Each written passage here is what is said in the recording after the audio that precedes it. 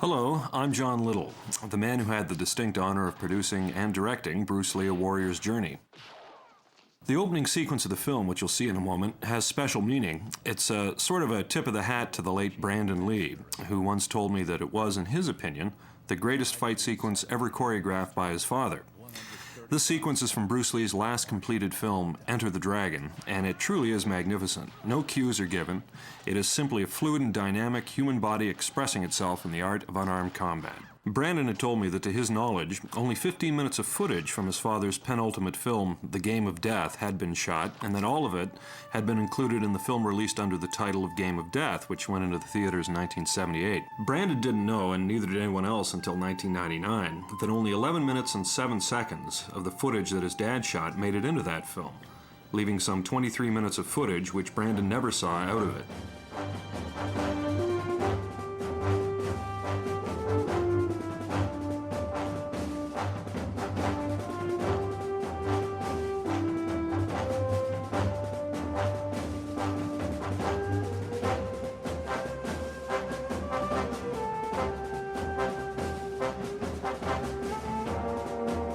So, while it is dedicated to Bruce, it's also for Brandon, that he might, in looking down upon us today, also see the footage that was denied him during his time on Earth.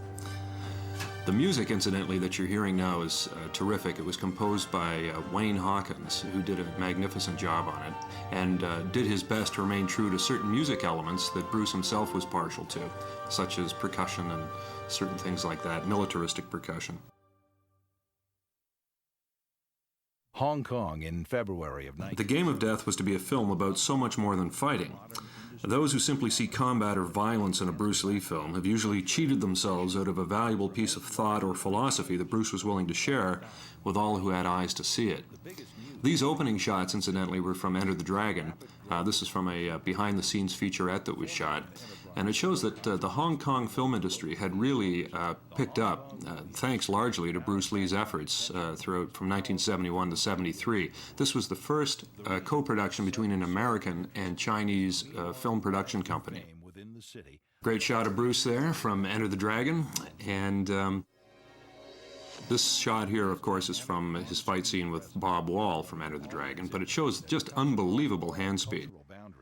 And at this time, the people in Hong Kong were lining up en masse and in droves to come and see Bruce's films, because at the time in Hong Kong, most of the films were unbelievable, and those were Bruce's words, in fact, that they used a lot of wire work, even more than they use today, believe it or not. And, you know, every martial artist was flying through trees and through the air, and one of the things Bruce really wanted to focus on was to bring realism to his movies. And that's why his fight sequences didn't rely on special effects or the prop department, but rather on the human body and athletic ability, and in some cases up to 20 pages of written instructions. So he was a perfectionist, worked very hard to raise the standard of martial art choreography into a true art form, much like ballet, and he succeeded at that. And Enter the Dragon, where this clip is from, was his last completed film. He actually was interrupted while he was making The Game of Death, this film here, to go and make that movie. And one of his big goals, of course, was to express his philosophy of bringing people together of different cultures, and a co-production between America and a Chinese film production company really fit the bill. This is some shots from The Game of Death that were taken on the set, the footage of which you'll see finally in its entirety in the last 30 minutes of this film. But he did so many things on this film. He was the choreographer, the director, the producer. He was actually in charge of not only writing the screenplay and the choreography, but also the set design and the lighting of the film, and cinematography. Look at that camera angle. Shots like this were never really done with different POV shots or point of view shots. Bruce was quite an adept student of filmmaking. He had a library of perhaps 200 books on the craft, and he'd learned a lot during his time in America to learn what sort of production values he really wanted to infuse into the Chinese film industry, and particularly his films. This is an outtake sequence between he and Kareem, which I quite like. It's one of the few times you see them actually enjoying themselves on the set. This sequence I included simply because it shows the level of perfection that he brought to a film set. He did 10 takes using this nunchuck, and this sequence only stays on camera for approximately 2.5 seconds during the final edit, but he nevertheless did 10 takes until he felt he had it absolutely perfect. The nunchucks that he used, he'd alternate between a wooden pair and a pair made of polyethylene, which is a plastic. And so sometimes it would break the motor coordination when you're used to twirling wood to suddenly go to a much lighter foam pair. And the foam pair were used primarily for contact, so if you hit somebody, you could actually hit them, and therefore add another element of realism to the film. The gentleman that you just saw in the photo that has now left the screen was Fred Weintraub. He was a fellow who came over on behalf of Warner Brothers to propose the film Enter the Dragon to Bruce while he was shooting The Game of Death. This interview here with Pierre Burton, a Canadian journalist, has significance as well. It has turned out to be the only surviving on-camera interview of Bruce Lee in existence. It was shot in 1971, December 9th, in Hong Kong, after Bruce's first film, The Big Boss, had rocketed him to stardom in Southeast Asia. And it was also the launching pad for what would prove to be Bruce's international superstardom. This is a shot of Bruce actually attending the premiere of his second film, Fist of Fury. And this is his personal copy of the script of Enter the Dragon. Wherever possible in this film, we wanted to use authentic materials from Bruce Lee, whether it was his own copy of the script or his handwritten choreography notes or daytime diary entries, to sort of put the viewer more in touch with Bruce Lee from his perspective as well, rather than just being a dry narrative of, first he did this and then he did that movie and that. This would give you a better touch of being in touch, in fact, with Bruce Lee. This is Bruce's daytime diary from 1973. Very important, July 20th is the day that he passed away, so these are the last things he wrote prior to his death. And you'll note at the very bottom of this page, Dinner with George and Raymond. That George is George Lazenby of James Bond fame, and they had signed him to appear in The Game of Death the night before. Unfortunately, of course, with Bruce's passing on July 20th, they never lived to realize that, to finish the film. And that last entry you saw about The Game of Death shows that Bruce had intended to complete that in September. There's been rumors over the past 20 years or so that Bruce had never intended to finish The Game of Death. If so, two questions come up. One, why sign George Lazenby? And two, why would you write that in your daytime diary that you intend to complete the film? Here's a perfect example of how movies were before and after Bruce Lee.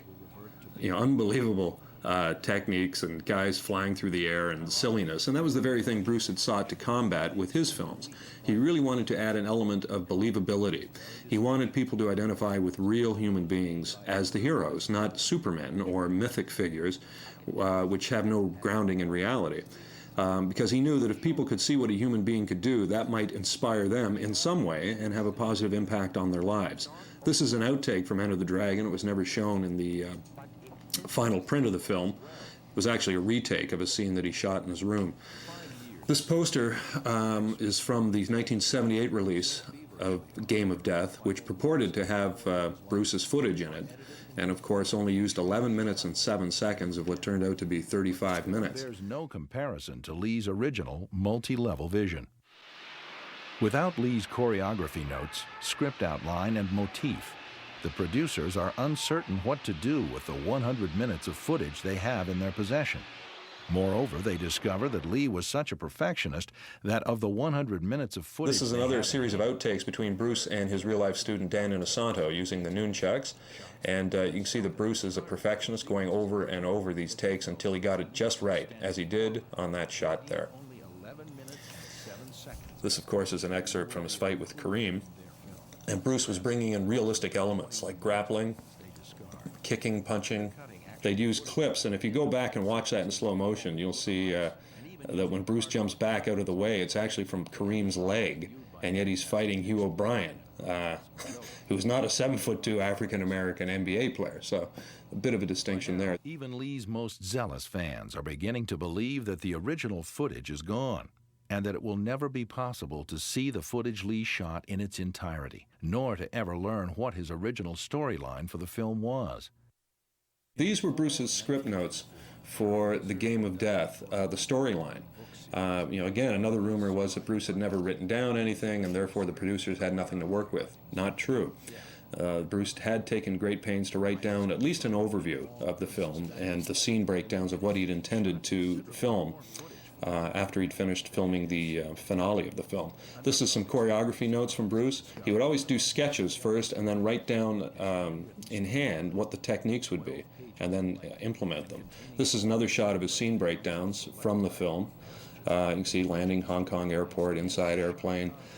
So he was pretty well down the track on that. That's a page of choreography writings that Bruce had done between his fight with he and Kareem, and the ones that he's crossed out are the shots that he'd already taken. So it's terrific that Linda, and all credit to her, had preserved these papers over a period of some 28 years. Because when we finally got that raw footage back, those papers served as a blueprint to actually to edit the film in the sequence and the manner that Bruce had originally intended. So in a way, I was able to lend him my hands to put this film back together and finally at least show you what he had in mind at the time he was filming its finale. You know, undoubtedly that film would have changed because Bruce was always coming up with creative ideas, and you know, at that time George Lazenby hadn't come into the picture or other people, so we can only speculate what would have happened had Bruce Lee lived. You'll notice that water is a motif that comes and goes throughout the film because it was a touchstone of Bruce Lee's personal philosophy. It had a certain Taoist influence, certainly, but the idea was that water flows on, it seeks the path of least resistance, and yet it can overcome the hardest, as Bruce is saying here, the hardest objects in the world. It also ties in with yin-yang and Bruce's philosophy of taking an active, passive approach to things, and not to be, as the Chinese adage says, you know, it is the firmest branch that breaks first in the wintertime, you know, where the bamboo gives with the wind and the snow and therefore is subtle and survives.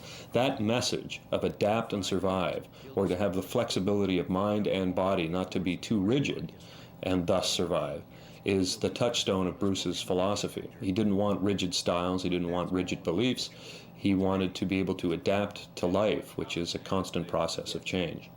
This screen test was shot for a television series called Number One Son. The producers had heard of Bruce after he'd given a demonstration in 1964 at a karate tournament of his martial art of Kung Fu. And he came in and did a screen test, and they were so impressed with him, they wanted to put him in a television series, which was actually supposed to be about Charlie Chan. Charlie Chan had passed away, and his two sons, one of whom was a ski instructor, I'm not sure which one Bruce would have played, were going to carry on the sleuthing tradition of Charlie. But that series was never made. Instead, they decided to make the Green Hornet television series, and Bruce Lee got the part of Kato, and it was largely due to that screen test that he was awarded that part. These are some home movies, actually, that Bruce had of judo players taken back in the 60s. That fellow on the left is Taki Kimura, Bruce Lee's highest-ranked student and a fellow who is probably his closest friend. We're now back to the screen test, where Bruce is talking about martial art, particularly Kung Fu. And at the time, Kung Fu was unknown in this country. Bruce Lee was really viewed himself as an ambassador of sorts. He wanted to educate American people and the American culture about Chinese culture. And he thought that the martial heritage was something that was really worth passing on and sharing. Of course, this got him into a lot of trouble later with the Chinese community because they viewed that almost like a religion. It's something that is passed on from father to son, and they're very, very reticent about sharing this information, particularly with foreigners, because they felt that foreigners would ultimately use this information or martial art against them. And China, of course, has had a long history of being dominated or invaded by other countries, and all of their surpluses, such as they are, were being confiscated and being subjugated to foreign powers. So it was a very strong feeling that he was up against. But Bruce was very much a product of his times, which was the late 1960s, and he believed in equality for all people and that we should look beyond the confines of race and nationality and ethnic background, and if you had an interest in something, you as an individual should be free to pursue it. So he practiced Kung Fu religiously and was willing to teach it to anyone, regardless of race, color, or creed, who had an interest in it. And this brought him into serious conflict with the Chinese community. More deeply into the matter to penetrate through to the ultimate truth. I think we're going to cut away here in a minute to some sketches that Bruce did on Kung Fu. This would have been back in 1962, 63. But it shows that this was probably done even while perhaps even while he was at school, because it's in a school notebook, but his mind was forever on developing and perfecting this art and thinking of new ways to teach it. We saw earlier, too, a page from his philosophy notebook. That was Bruce's major in college. He was a philosophy major, and that interest would stay with him throughout his life. Bruce, this little passage here is very, very interesting because Bruce is talking about sort of the popular approach where in America, particularly, they teach you to be admired by your friends and feared by your enemies if you enroll in so-and-so's deadly martial art course. And he was saying that, so much of these martial arts are bound up with complicated moves and sort of gimmicks for the most part. And really what you needed to focus on was being simple and direct. Like he says here, just directly express it, boom, one move. Or stamp on the guy's instep. If a guy's grabbed, you don't have to do a bunch of intricate hand movements in order to make him release his grip. And that was the essence of it, is, more realism. Here's Bruce performing an exercise from Gung Fu called Chi Sao, which is sticking hands or rolling hands. It's really an energy drill where you feel the opponent's forward energy coming in and try and deflect it and then find an opening and attack. Taki Kimura was the gentleman who Bruce was doing Chi Sao with in that clip, and this is Taki today. Terrific individual and one who really grasps the full meaning of Bruce's philosophy, as you would expect, being his highest ranked student. He was also the best man at Bruce's wedding, and one of the true decent human beings you would encounter. This is Bruce's, one of his early Seattle classes. The gentleman on the left is Jesse Glover, who was actually Bruce's first student in America, first private student. And he's written a book as well about Bruce, which is quite informative. Taki knew Bruce from when Bruce was doing Gung Fu right through to the end of Bruce's life. So he was there for the evolution of Bruce from a humble martial artist in a basement in Seattle to world superstar in the creation of Lee's art of Jeet Kune Do. This is Linda Lee Cadwell, Bruce's widow and wife of 9 years. A terrific lady who we have all to thank for actually this film, because were it not for her preservation of materials, we would not be able to share with you Bruce's vision for the film. And she was also a collaborator in many ways. She worked with Bruce. Bruce would work out on, he'd get an idea for a martial arts technique that would look good on camera and that might be effective. And since no one else was around at 10 o'clock at night, poor Linda would be the one that he demonstrated on to see if it worked. She also was, it's interesting, if you look through the Game of Death notes that Bruce took, in some instances you can see Linda's handwriting, because Bruce would get an idea, and I guess Linda would be the closest one to a pad of paper, and she'd quickly grab it and jot it down. And she was very much a collaborator in many ways. And their relationship is another perfect example of yin and yang, or yin-yang, because there is no distinction between the two. And she was very, very calming and helpful to Bruce Lee. And indeed, were it not for Linda, he may not have had the latitude to develop himself as a martial artist and filmmaker that he did. That was a shot from Bruce's first school in Chinatown in Los Angeles. And this was a notebook which he kept on his do or Dao or way of Gung Fu. This is an interesting clip, because a lot of martial artists today talk about how they won all of these karate tournaments back in the 60s and how tough they were, and they also try to use that to say that Bruce never competed in tournaments, so you'll never know how good he really was. Well, here's an example of a demonstration of those arts back in that era when Bruce was competing. You can see that these are pretty much prearranged self-defense demonstrations, and not particular. No one's going to stand there. Watch, this guy throws a punch and then crouches and goes away. And this is from a tournament. These are the type of non-contact karate tournaments that existed, that many of these world champions later went on to hold up as examples of their awesome fighting skills. Now, you'll note that there's very little, if any, contact made, and that was the point. Judges would determine whether or not a blow could have landed and done damage, and that was how a winner was decided. There were, from time to time, injuries. There's Bruce looking not too enthused by the whole thing. There were instances where contact would be made, but it was always by accident, and the person who made contact was penalized for lack of control. And Bruce just thought that was a joke. It had nothing to do with real fighting, which was his interest. This is some home movie footage that Bruce had in his possession of a rooftop fight in Hong Kong. Bruce is not in this fight, but it is a demonstration of the sort of real, this is contact being made here, so it's not, no referees are saying, oh, don't hit, or he could have killed him if he wanted to. This is the real thing. And that was his background. He engaged in many of those rooftop fights himself. So when he came to America, he was stunned to see that people were getting all these accolades for not hitting people in a real fight. He didn't quite understand that and thought it might be a dangerous practice to hand off to students techniques which really had not been tried and tested in actual self-defense situations. These are books from Bruce's library. This is a book on boxing by an author by the name of Hazlitt, who Bruce was profoundly influenced by. He found a lot of truth in Western boxing, and it really caused him to reevaluate the whole classical martial arts system as it came from China, because he felt that a lot of it, while it had originally been invented for combat, it had sort of focused more on the art side of it as opposed to the actual fighting side of it. And he wanted to get, as Kareem will say in a little bit, right back to the essence of it. He was the first one to don boxing gloves, body protectors, and have his students fight all out, because he thought that taught them. You know, if you get hit, at least you won't get hurt quite so badly. But it would teach you, to keep your guard up in one case, or what you can and can't do in a real combative situation. That fellow that Bruce just punched there is Sammo Hung, who would later go on to fame in America as a star of martial law. Here's Bruce in 1967 demonstrating full contact sparring. This had never been seen in the martial art world prior to this. And again, a lot of martial artists, particularly karate men, have said, oh, Bruce never fought in tournaments. But you've seen the type of fighting that was done in those tournaments. Bruce was doing full contact, this sort of thing, while they were doing point system and pulling their techniques. Here's a perfect example of interception. Boom. Hits Bob Wall while Bob was coming in to do a kick. Bruce intercepted it with a kick of his own. A very methodical man, Bruce. These are notes that he wrote on the mechanics. This actually were some sketches he was doing for an idea for a book on his art.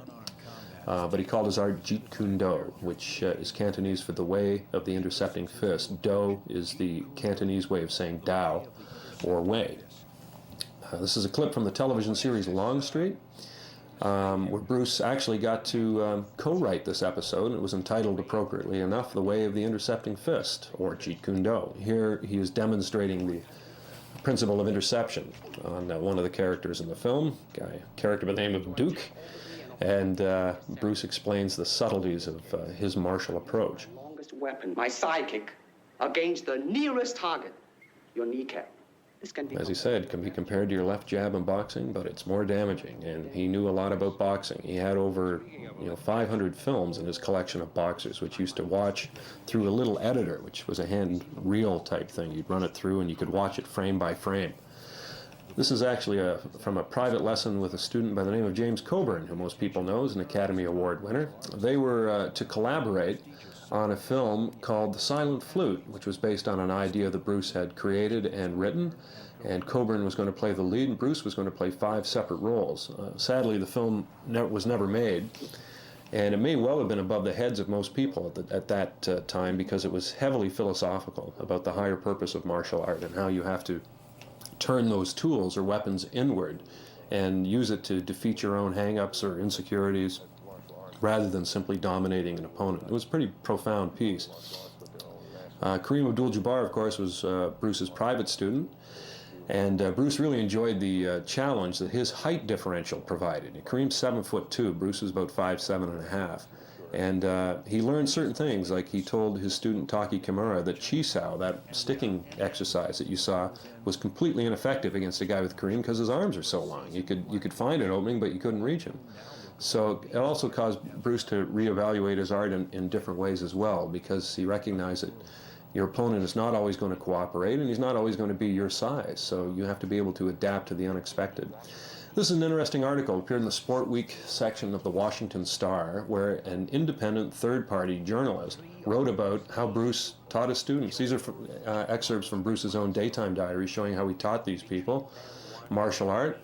That's Joe Louis, who is one of the top karate fighter, if not the top karate fighter in North America during this era. He won so many karate tournaments and actually went on to do exceptionally well in full contact karate, which was terrific. He was one of the few guys who was a point martial artist who took it further and saw the fact that point karate was not real fighting. Another student of Bruce's was Chuck Norris. Chuck wasn't a full-time student or anything like that, but he did study with Bruce privately on at least 7 occasions, and Bruce taught him martial art. And it's interesting to hear Bruce Lee reading, as he is right now, that Washington Star article, because it confirms that these people did come to him for instruction. And you know, he must have been, it is a testament to Bruce's greatness, I think, again, as a martial artist, that people, martial artists who are already well established, champions, world champions, in fact, would seek out the counsel of a 5'7", 130-pound Chinese-American martial artist. He must have been as good as they say. Here's a clip of Bruce and James Coburn, and actually it's my belief that this was choreography practice for the silent flute, because the posture that Bruce assumed there was not his. That was, he had different characters, Rhythm Man, Monkey Man, all these things, and they were a little more traditional than Bruce was.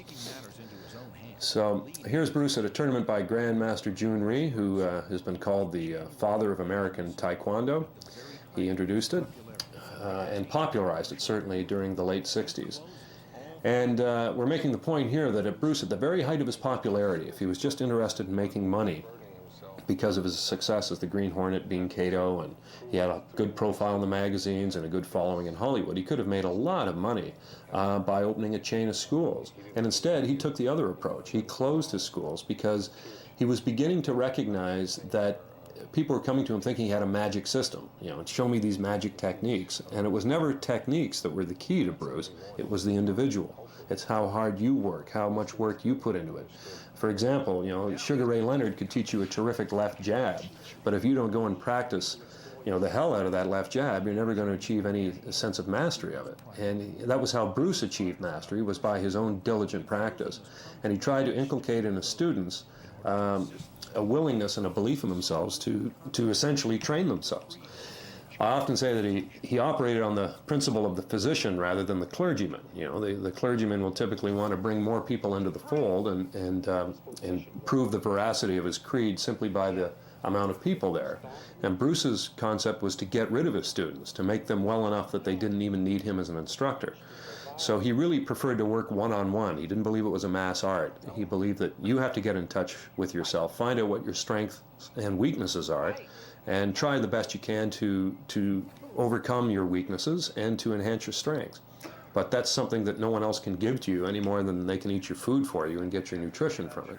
You have to do it yourself. And that was the premise, actually, of this episode of Longstreet, that he was teaching James Franciscus Jeet Kune Do, the way of the intercepting fist, which, you know, he later defined martial art as the art of expressing the human body, which is a pretty good definition. And now he's about to go into his famous water soliloquy, where he talks about the need to be formless, not to go into a fight or to anything in life with a rigid, set plan, but to be formless and to adapt to whatever besets you. Because if you're rigid, you'll break. If you bend, you'll survive. Drip or crash. Be water, my friend. He's actually grooming Franciscus for a fight that Longstreet is supposed to have with a longshoreman. But as he tells him, he's not ready at this point. He hasn't spent enough time there, and he's still too worried about what will happen. He's still too self-conscious. And this is another theme that comes back in The Game of Death, the art of dying. It's really what that means, essentially, is losing your sense of self. If you go into a fight worried that, oh, if I do this, he could hit me, and geez, he's a big guy, and that could really, you know, do some damage, you've already lost. The idea is you have to lose that sense of self, basically die to all your fears, so that whatever you do, you're just reacting to the moment. You're not in there, you know, being terrified or reacting to thoughts or abstractions, but dealing with the reality of an ever-changing present in the art of combat. And that's what Kareem's saying too. He said, you know, he was going to take judo, but Bruce said, you know, imagine you trying to get your hips beneath a guy like me at 5'7". You think I'm just going to stand there and let you do it? And this is Bruce training on his own in his backyard with a heavy bag, really rocking that. And what's interesting is a student of Bruce's by the name of Ted Wong told me that this was after Bruce had injured his back. And still, look at the what he was doing. And look at this, one-finger push-ups on one hand, elevated V-sets. I mean, his physical conditioning was amazing. This is the one-inch punch that Bruce is renowned for. Holding his hand only an inch away, boom, generates that much power to topple a man. But he knew body mechanics, just like the sidekick. Look how far I mean, there's no wire work in that. This was actual impact. And people that I spoke to, one gentleman who held that pad that guy held, it's actually called an air shield, said it was like being hit by a car when Bruce Lee kicked you. And he knew what he spoke of because this man had been hit by a car, in fact. Bruce was one of the first martial artists to incorporate weight training into his regimen.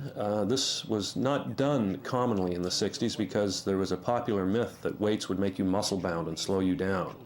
And Bruce, read physiology textbooks and read the literature on it and realized that it was simply progressive resistance exercise. And you can use the principle of progressive resistance even in cardiovascular training, by covering more ground in a shorter amount of time, adding distance, making your workouts progressive. And he recognized that the stronger he made his engine, the more efficient his engine would be, and the engine was the muscles of his body. This is a shot of Bruce taken, about 1965, and shows a small portion of his library, which was tremendous. And the book in his hand is called The Source Book of Chinese Philosophy. Bruce didn't just read about fighting and training. He was very interested in philosophy and literature and the arts. And this is a passage or a section from his martial art book component. There's some boxing books. That one called Boxing with the Gray and the Brown is actually the one from Hazlitt that we opened and scanned earlier. But he had this tremendous book. And after his back injury, he channeled what would have been his physical energy into more mental activity. He thought more about his martial art, and he recognized that having created the way of the intercepting fist, he had created a box essentially, and the people his students were learning a set way of doing things, a principle, an art predicated on the principle of interception.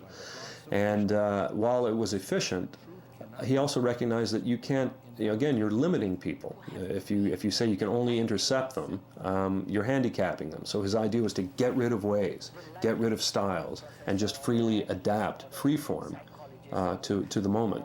This is Jiddu Krishnamurti. He was a philosopher, a fellow who was actually groomed to be the New World teacher or messiah, and he rejected it in the early 1920s in Holland. He had a following called the Order of the Star, had over 30,000 adherents.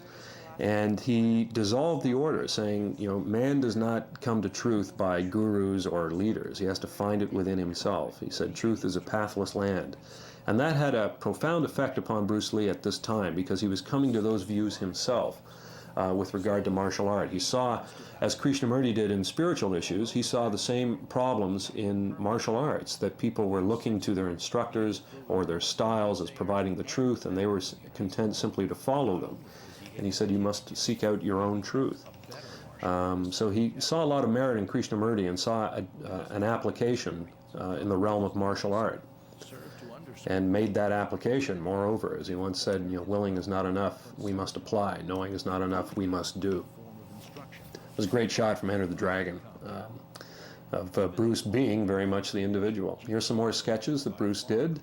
That's from his private notes on martial art. We're back to a clip from Longstreet, where he's teaching James Franciscus again to be more freeform, to not be just to listen to the music, which Bruce was actually playing in this clip, and to relate to it. This is some papers of Bruce, and we see how he went from a Chinese martial artist into martial artist of full contact based on Jeet Kune Do, the way of the intercepting fist, to finally an individual who ceased to see himself defined by those terms. He saw himself simply as a human being, and human beings had all sorts of movement potential and different options available to them, instead of fitting into a classical form or mold, as Bruce called it, in the Chinese way, or even the way of the intercepting fist. He was really, at this point, interested in the individual and having the individual express himself, rather than being locked into anyone else's doctrines or teachings. And he makes this point quite eloquently here, I think, to Pierre Berton. Doctrines, and then the doctrine became the gospel truth, that you cannot change,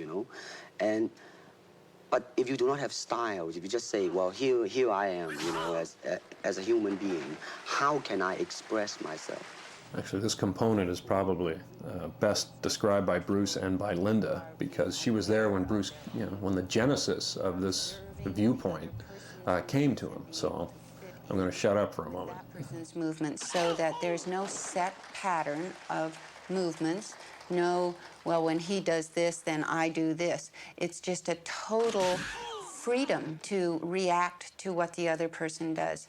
In fact, Bruce inscribes it perfectly on the back of this medallion. I'll interrupt Linda here just to say that that medallion that she has on her neck is the actual one that Bruce wore. This is it here. On the back of it, it is written, "Using no way is way, having no limitation is limitation." On the flip side of it is the yin-yang emblem with two arrows around it, which showed that anything that goes to extremes becomes the other. And also he had the Chinese characters, Yimo Fat, Wayo Fat, Yimo Han, Wayo Han, which is Cantonese for using no way is way and having no limitation is limitation. And you can see in martial arts, people are taught to do the same thing, like robots. One after, everyone moves the same way, everybody dresses the same way. And of course, history is replete with examples of how that can lead to disaster. If you cease to think for yourself, there's a medallion again that Bruce is actually wearing, then you can be easily led by people to evil. I think there's even a biblical passage to that thou shalt not follow a multitude to do evil. And it's very easy to be led to do evil if you don't think for yourself and have your own standards of correct judgment. Be cocky. Yeah. And be flooded with a cocky feeling and then feel like pretty cool and all that. Or I can make all kinds of phony things, you see what I mean? Blinded by it. Or I can show you some... Here Bruce is again talking about the difference between self-image actualization, or moving to impress, and self-actualization, which is moving with purpose, and your purpose, which is the most important thing. And the students I think that were closest to him, such as Kareem and guys like Ted Wong and Danny Inosanto and Taki Kimura, they got the point. They got the message of it. This was not a sausage factory where you went in one end and got the same education as everyone else and all came out the same on the other end. That wasn't the idea. The idea was to come out as yourself.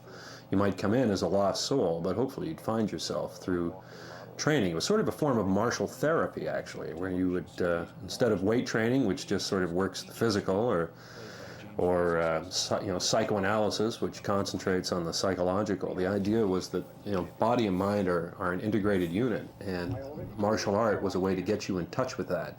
And Bruce was very, very aware of that. In fact, was an embodiment of it. This is another clip from Longstreet, where Longstreet makes a statement here that he was willing to empty his cup in order to taste Bruce's tea, which harkens back to an old Zen story of a fellow that was a professor and went to visit a Zen master and to ask him about Zen. And during the course of the conversation, as you asked him, the Zen master replied, this fellow would keep interrupting him, saying, "Yeah, well, we have that in the West too. We do that sort of thing, and yes, we have that." And finally, the Zen master started to pour tea into a cup for this fellow, and he kept pouring and pouring until it overflowed. And the guy said, "What are you doing? Stop that. No more can go into the cup." And the Zen master said, "Indeed. And your mind is very much like that cup. And unless you first empty your mind or your cup, how can you taste my cup of tea?" And that was an adage that Bruce meant a lot to him. In fact, he included it in an essay that he wrote about his art of Jeet Kune Do and the need to keep an empty cup. As he once said, the usefulness of a cup is in its emptiness. His career rather than teaching martial arts on a mass basis, and so he tried to pursue... Linda's commenting here on the fact that there was a difficult time for Bruce in Hollywood. This is a clip from Marlowe, which he did with James Garner. Tremendous scene here. But it was difficult in Hollywood for a young Asian male to get a leading role. Hollywood just said it's unbankable. We can't put money in that. And it was unfortunate that despite Bruce's talent, this incredible talent, and again, this great intellect, I think, in many respects, he was a very intelligent man, Hollywood just said, no, there's no market for that. The Silent Flute project was shelved, not because Bruce was Chinese, but simply because James Coburn had pulled out of it. And Warner Brothers, who was going to do it at the time, said, without a bankable star like James Coburn, we're not going to get our money back on it. So they withdrew support. And it was quite a devastating blow to Bruce, because he had an awful lot riding on that. You have to realize that at this time, Bruce had 2 children to support, a wife, he had a mortgage on a house, like most people do, and he had hurt his back, so he wasn't able to teach martial art quite as frequently or as actively as before, and he'd also decided that ethically he couldn't teach it that way. He just felt that wasn't correct. So he was really banking on using the medium of film to teach this message of personal liberation. And, you know, that's a tough sell. It's a tough sell at any time, but particularly in Hollywood, you know, where they want car chases and explosions and things like that, to teach a philosophical lesson. There's not much market for it. And when it's coming from a young Asian male, there's even less of a market for it, because in Hollywood during this time, you know, Asians were looked upon primarily as props for scenes. I mean, most of us would recall episodes of television series like Bonanza, where these people were just, you know, any Asian was in the background. It was terrible. But Bruce really single-handedly obliterated that stereotype, and I think the preponderance now of Asian talent that has come into Hollywood, whether it be Ang Lee in directing, or Jackie Chan, or Sammo Hung, or Stanley Tong, or these other people, really have Bruce Lee to thank for not only opening the door for them, but creating the door where there was no door before. Because he was Chinese, was not considered a bankable commodity. Let me ask you. The interesting thing about this interview here with Pierre Berton was that Bruce, just the day before, received the cable that he had been passed over for the lead of Kung Fu, because he was too Chinese, essentially. So the wound was still deep with Bruce, and yet I think he handles it with not only good-naturedly, but with certainly more understanding than most people would. You'd think he would be quite bitter, but like he said, he understands that in certain parts of the country, people don't want to see an Asian leading man, and it's unfortunate, but you know, what can you do? If, like he said, you know, the guys that are holding the money are the ones that make the decision, and they thought it was a risk, too big a risk to take a chance with an Asian male. And he's saying, you know, probably it's the same in this country. If someone came over and was making films or wanted to make a film, the acceptance might not be there from the Chinese audience. And that was something that he really tried to infuse in his films. You know, he didn't want you know, racial barriers or distinctions. He just thought an idea should stand or fall on its own merit. Here's a shot typically of how Asians were portrayed in Hollywood at this time. And Bruce, even though he desperately needed the money, I mean, he needed to support his family, refused these roles when they were offered to him, because he wouldn't accept anything that was demeaning to the Chinese race, or more broadly, that would show any race of human beings being inferior to another race. So he decided to take his chances in Hong Kong. In 1971, he went there to make a movie called The Big Boss, and it was shot actually in Thailand, but he got paid very little money for it, and the film broke box office records, not simply because he was, you know, a Chinese fellow doing a film for a Chinese audience, but because there was something beyond that reached out from that. There was a realism, there was a human quality that was present in a Bruce Lee film, which was not present in other ones, where the acting was stiff, you know, caricatured for the most part, and then all these fantasy fight scenes of people on wires and flying through the air. He wanted human beings to relate as human beings to what he was presenting them. And I think it was that brand of action that he brought, or as he said, you know, he was being himself, Bruce Lee, just honestly expressing himself, that resulted in those films, and that film particularly, being so successful. What he was doing. At the time, most of the Chinese films were swordplay films. And you can see how unbelievable these are as well. I mean, flying through the air, doing a leap, and then when you're falling, you turn sideways and keep that sword going. You know? I mean, how believable is that? But that's what he was up against. And he just thought, you know, this is so far out and so unbelievable that if people get a dose of what martial art is really about and how it can really be presented in an artistic form, that I think they're going to find it very significant, and it's going to make a difference. And as he says here, you know, he didn't want violence just for the sake of violence. There had to be a just cause for it.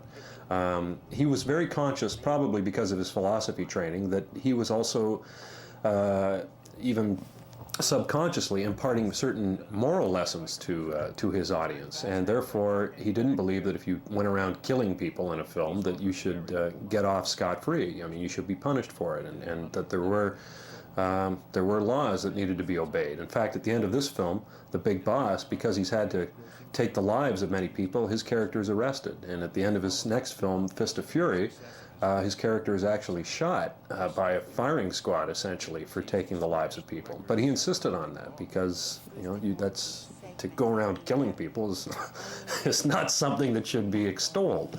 But he really wanted to teach philosophy as well as some of the higher purposes of martial art in his films.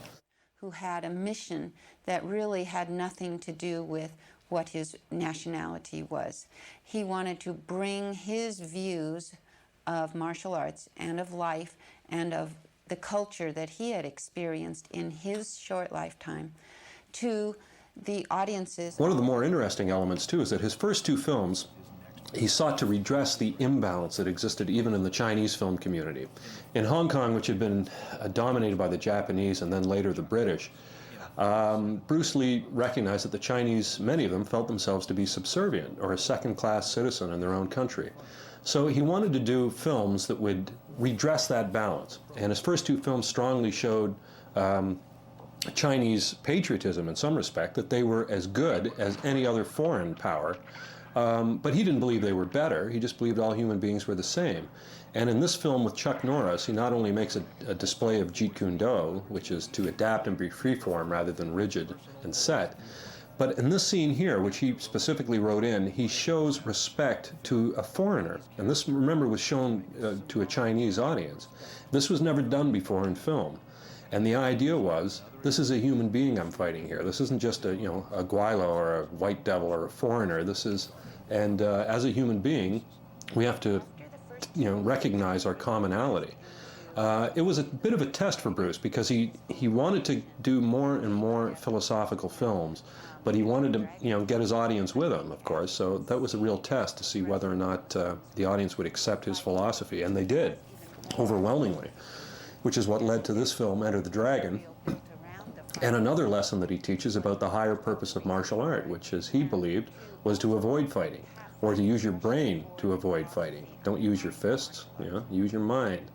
And it was actually based on an old television program that he'd seen in the 60s and recorded on reel-to-reel audio tape by Alan Watts, the famous Westerner who popularized Eastern philosophy, particularly Zen in this country, where Watts related a story of Daisetsu Suzuki's, of the samurai, Musashi, who was challenged on a ferry boat and by another samurai, and they agreed to go to the island, and Musashi said that he was from the no-sword school of fencing, and that this guy wanted to have a demonstration of this no-sword school. And when they agreed to take a little boat to an island, and when they got to the island, or got close enough that they could walk onto the beach, this young, eager samurai jumped off the boat, drew his sword, and Musashi told the ferryman to push the boat out from the shore and left him stranded there. That was the art of fighting without fighting. And Bruce liked that idea, and he thought there was a direct application in unarmed combat as well. And he once said that the tools of the martial artist in the highest stage are not directed outward, but directed inward. And here's a perfect example of using your mind to win a fight or to dominate an opponent rather than having to physically dominate him. And Bruce wrote that scene himself for the film. Enter the Dragon. Lee is now ready to complete the film that will embody his greatest message, a film Lee calls The Game of Death.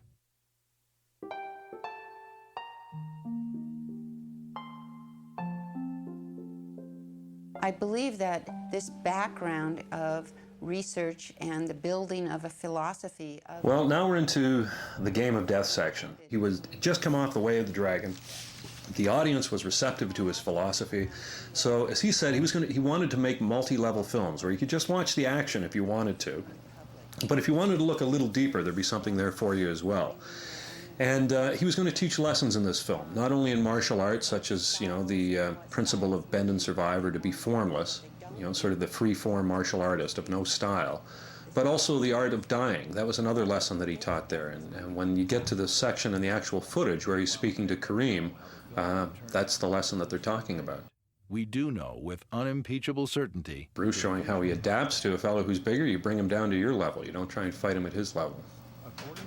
This is the cover page from Bruce's Game of Death script notes. And this was part of a storyline. You'll see this on the DVD where we enacted the storyline of his 12-page script. But that's the actual temple that he'd envisioned going in Korea. It's a village called Popchusa in South Korea. It's about 3 hours south of Seoul. And that was the oldest freestanding wooden pagoda believed in Southeast Asia. And according to Bruce's storyline, there was a team of martial artists that had been recruited by a bad fellow, this gentleman here, the boss, who wanted them to take part in a raid on this pagoda. In the pagoda, so the early treatment of the story went, there would be a treasure that they were supposed to take, and apparently the boss had hired another mercenary team prior to this, which had failed.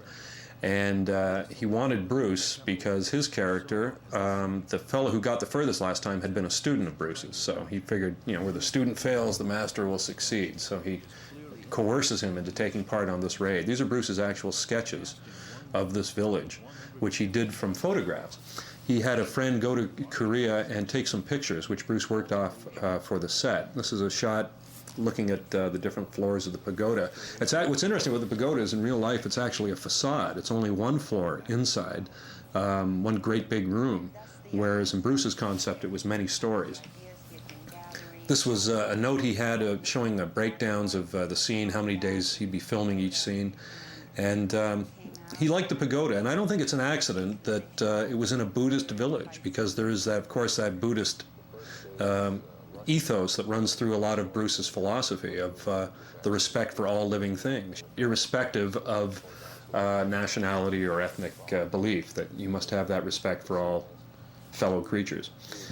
And that was very much part of Bruce's philosophy. With Bruce, we do several things in a split second, and here Kareem's explaining part of the attraction of the two of them working together on the film. They'd worked together and talked about making a film together ever since Bruce was a student of, or Kareem was a student of Bruce's back in '67. So this had finally come true, and they're excited. Look at Bruce's forearm in that shot. I mean, there's a guy who took his forearm training quite seriously. James Chen was a popular Hong Kong actor who was actually groomed to be the next superstar in Hong Kong. He was in the film, Bruce's first film, The Big Boss, but once the director saw Bruce's charisma, this poor James Chen was always relegated to support status thereafter. This gentleman is Che Yun, the fellow in the black martial arts outfit. Sadly, he passed away about a year or so after Bruce did. So we never got to see much more work from him. He was a stuntman in Hong Kong at the time. And Bruce's first choice for the role that Che Yun got was actually Sammo Hung. But Sammo, I believe, was unavailable, so he settled on Che Yun. Bruce's early script notes indicate that it was Sammo who was going to play that role. Here we're looking at the various levels of the pagoda and which martial artists would guard which level. This gentleman, Wang Yin-sik, was to have guarded the first floor of the pagoda, and he was going to be a master, in Bruce's words, of a kicking style. What style that was, perhaps Taekwondo, we're not sure. Bruce didn't specialize, but that was going to be the idea. Praying Mantis Gung Fu was going to be the second level, and he was going to ask Taki to do that. Here they're demonstrating some trapping from Wing Chun, the Chinese self-defense system from southern China, I think it originated in. And he wanted Taki to come to town, actually sent him an airline ticket to do it. And of course, Taki was reticent because he'd never been on camera before. He was scared to death to do it. But he knew, Bruce was the master in terms of, choreography. And Bruce made anyone who appeared in his films look good, because he took it that seriously and really did raise it to the level of art. But Taki agreed to do it, although he was petrified, of course. And unfortunately, in the final analysis, Bruce died before Taki could get there, so he never lived to film that sequence. But that was Bruce's hope, was to have Taki as the praying mantis instructor. And he would have been good, too. I think he had transcended all the gimmicks that, that are usually in these movies. And I think that he had gotten to that plateau where you could just simply do the simple, normal things, and yet create that excitement within that simplicity. The third level here was to be guarded by Dan Inosanto, who is a tremendous martial artist in his own right. He not only was a student of Bruce's art, of Jeet Kune Do. In fact, it was the Zheng Fan method, so-called. It was actually a system then when Dan first started training with Bruce. But he's also a fellow who's studied so many martial arts. I mean, he has encyclopedic knowledge of the arts. And here he is using the nunchuk with Bruce, or the nunchaku, as it's also called. It was originally a rice flail in Okinawa until the Japanese soldiers confiscated the the peasantry's weapons, and they had to resort on their own farm implements for self-defense. But and this is Chian Jie, at the time a 7th degree Hapkido master. Since then, now of course he's a grandmaster, and he represented joint locking, and it's pretty eclectic actually, Hapkido. So but it's a relatively recent art. I think it started in the 40s, as compared to some of the more traditional arts like praying mantis kung fu, which goes back many hundred years. Chian Jie was a fellow that Bruce met, as he says, at Andrews Air Force Base during a martial arts tournament that was held by June Rhee. If you recall the black and white footage we showed earlier from these various tournaments, one of them was from a June Rhee tournament. But Bruce knew all about all sorts of different martial arts, and he really liked to learn about other martial arts and martial artists, to read their playbook, basically, to know what he might have to encounter if he fought these people. He really wanted this to be a showcase of athleticism, martial arts, and philosophy. And Kareem, at the highest level, represents the man of no style. He and Bruce are sort of the two JKD or Jeet Kune Do practitioners. You notice Bruce is not wearing a traditional outfit, martial art outfit, neither is Kareem. So sometimes if you look at a martial artist, you can guess kind of what you're going to be in for or up against, because of a style. If it's a judo gi, he's going to try and grab you and throw you. If it's karate, it might be a kick or a strike of some sort. But when a guy's 7'2" and just wearing a pair of shorts, who knows what it's going to be. And this was the moment in the film where Bruce pokes holes in the windows, or the panes, or the paper panes, to let light in, because he's discovered that Kareem is light sensitive, and that tips a scale to Bruce's advantage in a fight, which again shows his principle of being able to adapt. They don't teach you how to break windows in martial arts schools. You have to be able to adapt to what's in front of you. Look at that, almost a perfect splits to kick Kareem Abdul-Jabbar in the head. Just amazing athleticism. Fight a person of a different style, a very precise style, on each floor of the pagoda, and show how he could fit in with anybody else's style, thus having no style of his own. It's the green bamboo whip, which to Bruce represented flexibility. Again, like water, to be able to adapt. He again, there's a lot of symbolism in this film, from the outfit to the whip, to teach the audience a lesson. So it's not just going out there and hitting a guy with a stick. This whip is symbolic of something, and it's part of his martial art belief. Same with the yellow tracksuit. Most martial artists wear, belts or gis, as they call them, their karate outfits or whatever, and Bruce is wearing a tracksuit. This is modern. He's not. It's the first film he was in where he wasn't wearing a traditional Chinese kung fu outfit, because he's not playing a role of a Chinese martial artist. He's not wearing the kung fu slippers. He's playing the role of a human being who is honestly expressing himself in the art of combat. And when Bruce worked out, he wore tracksuits. He wore running shoes, and that's what he's got on here. And again, it's an individual thing. It's not a mass thing, not an institutionalized activity. It's the ability of the individual to adapt to changing circumstances. And here's some more sketches that he did for his choreography. This was with the Chian Jie fight, where he picks him up and breaks his back. And some more handwritten elements from the Kareem fight. And this was an outtake that wasn't used in the final film. You can see him, he'd do take after take. And the only reason I included these outtakes in the film is to show you the level of work that he brought to it. He took it very seriously. In a Bruce Lee movie, you don't see outtakes. It's not like a Jackie Chan film, where at the end you see a bunch of outtakes and flubs, and it's ha ha ha, we had a great time doing it. To Bruce, that wasn't what he was interested in. He was interested in showing you the best that he could give you. And that's why you don't see outtakes from a Bruce Lee film. And he would do it something 30 times. To get that one take that was perfect. I mean, he still had fun, and you can see him here breaking up at Che Yun's leap onto a mattress at the bottom of the stairs there. And he did have fun making his films, but he did take his art very seriously, and his filmmaking very seriously, and that's why he would work so diligently on these fight scenes until they were just perfect. The results are 3 carefully crafted and meaningful sequences that resonate on many different levels. This is a nice little technique here where he fakes low and kicks high. Here we go. Boom, boom. And again, just the athleticism of the man was tremendous. Well, now we're getting to the part which is, the most significant. The footage that had been put away for 28 years, and a lot of people thought it was lost. So it's really great to, all of what's gone behind, to take Bruce's notes, re-edit the film the way he wanted you to see it, and hopefully now, when you see this footage and you hear his dialogue as he wrote it, you'll have a better understanding of the message he was trying to communicate. It's such a tragedy that the man should pass away at only age 32, and with this film still unfinished, and such a great future ahead of him. It's pretty obvious that this film would have been much more than just a fighting film. And that's why I always sort of bristle a bit when people say, oh, Bruce Lee, always just that martial art guy. He's like a Van Damme or this or that. No, he wasn't. He was somebody that had a message. He was a pioneer, and he was a tremendous filmmaker in his own right. I remember Blake Edwards once made the comment that he didn't know hardly anyone who had a better sense of camera than Bruce Lee. And anyway, this is his masterpiece, I think, finally shown after 28 years the way he wanted you to see it. So I'm going to sign off at this point and allow you to enjoy this the way you should, without interruption.